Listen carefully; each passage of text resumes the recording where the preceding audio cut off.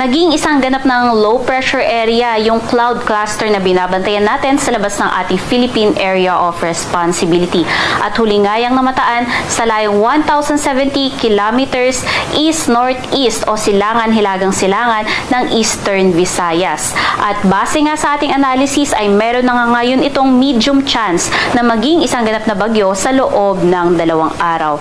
At sa nakikita nga natin, maaari na din itong makapasok sa loob ng Philippine Area of Responsibility ngayong gabi. At patuloy nga itong kikilos pahilagang o pakanluran, hilagang-kanluran sa mga susunod pa na araw. Samantalang bukod dito, meron din tayong easterlies o yung mainit na hangin galing Pasipiko na nakakaapekto sa buong bansa. Base nga sa ating tropical cyclone threat potential, yung binabantayan nga nating low pressure area na may tsansa na maging isang ganap na bagyo ay patuloy ngang kikilos pakanluran, hilagang-kanluran sa mga susunod na araw at maaari nga yang dumaan dito sa may kalupaan ng Luzon. Bagaman sa ngayon ay marami pang mga pagbabagong mangyari dahil nga mataas pa yung uncertainty kung saan talaga yung magiging direksyon o pupuntahan nga nitong low pressure area, kaya patuloy pa rin tayong mantabay sa mga updates hinggil nga sa development nitong low pressure area.